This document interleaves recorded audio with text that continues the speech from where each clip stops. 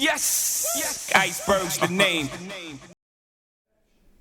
Welcome to Before the Fame with DJIceberg.com. I'm your host for today, Ruben Wood, and we got another special guest in the building, artist bigg. What's up, man? Man, what's going on, man? Y'all know the name. If you don't know the name, check the chain, man. It's Universal Artist bigg, man. What's poppin'?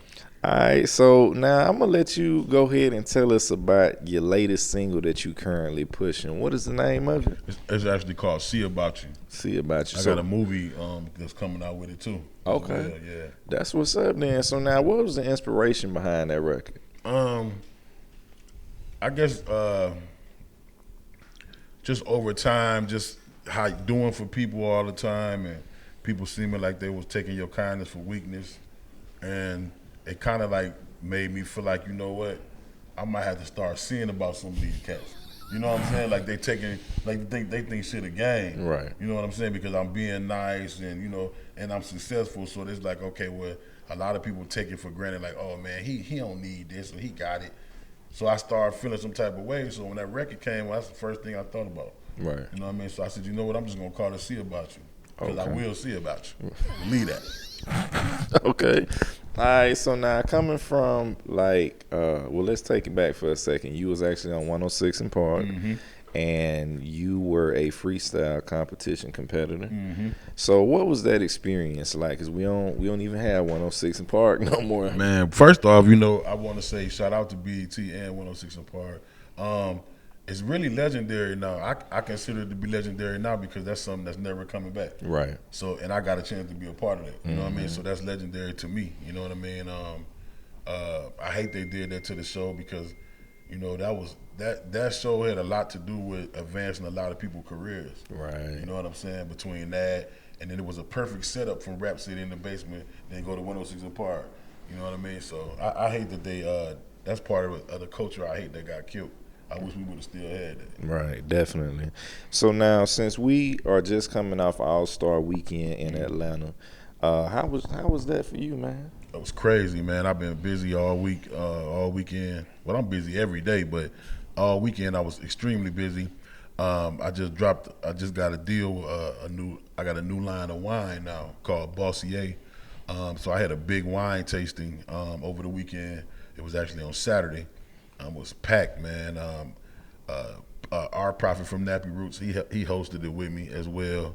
So shout out to him too. But the response to the wine was tremendous.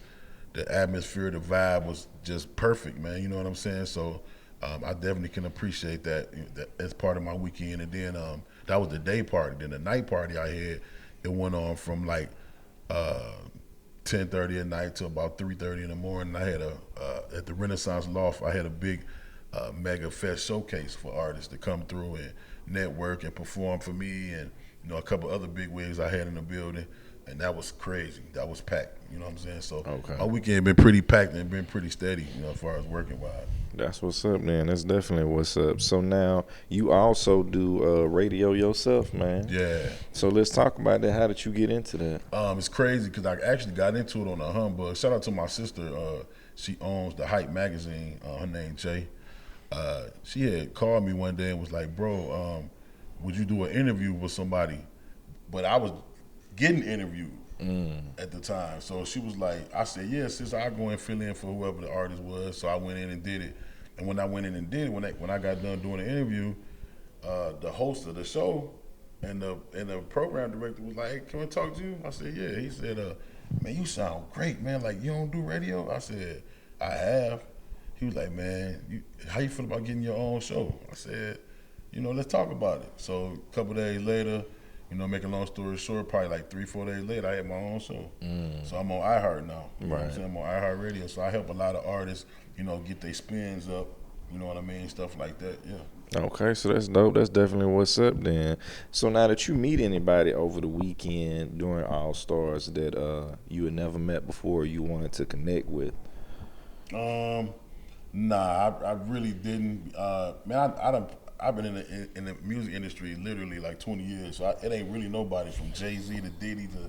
I done met almost everybody pretty much. So, nah, I was more focused on what me and my team had going on. You know what I'm saying? Right. I really wasn't. I mean, just being honest, I wasn't really in tune with I guess because when you reach a certain level, me running into other bigger artists, even artists that's bigger than me, is really not such of a big deal. Right. Because I'm in the same lane you is. You know what I'm saying? So you got fans, I got fans. You know what I'm saying? But nah. So I really wasn't. Not saying that I'm too good to want to meet nobody, but nah, I really wasn't looking to really meet nobody. I was really more focused on working. And your own brands and stuff. Brand, yeah. Right. So that's definitely what's up then. So now you've been in Atlanta for a couple of years and everything. Mm-hmm. So what are some of your favorite food spots to eat at? Of course, Papa Do's. My partner got a vegan restaurant called Go Vegan Grill. That's dope. Big Daddy's. I like Big Daddy's. I mess with Big Daddy's. Let me see. Bay Breeze. I like Bay Breeze. They good. Them kind of like my go-to because I'm really like not a big meat eater no more. Right. Pause, by the way. But, you know what I'm saying? I'm really not. You know what I mean? Right. You know what I mean? But I like vegan food a lot. You know what I'm saying? So I'm kind of like on that tip right now. Right. Okay. Yeah. So it's definitely what's up then. So now since COVID, we all been on quarantine lockdown. Mm-hmm. So how's quarantine life been for you? At first it was kind of crazy because I had just got off. It's weird because I just had got off this big tour that I had a sold out event I did in Virginia Beach, and then I had did another one that very next day in North Carolina. So when we came back, probably maybe like 2 weeks later, got back to Atlanta, went to my gym, signs all over the gym, we're closed. I'm like, what we closed for? I'm like, man, y'all just took money out of my account. What you mean y'all closed? So you know what I'm saying? So I kept calling around, and I finally, it was like, yo, it's COVID. I'm like, at this time, I'm like, what the hell is COVID? Mm-hmm. I'm like, what is this? Some shit they just made up. You know what I mean? So then I said, okay. The next thing you know, it was like pandemic everywhere. I was like, damn, what is this COVID shit? I still was, you know what I mean? And I own a cleaning company. So I had like 4 or 5 people that I had to actually lay off. Cause I'm like, man, I can't sit here and pay. I'm like, man, I can't sit here and just, continue to pay them. You know what I mean? When I don't have everybody that my clients is like, yo, we don't want nobody at our house. Right. So I'm like, damn. So I had to let a lot of my employees go, you know what I'm saying, because of that happened.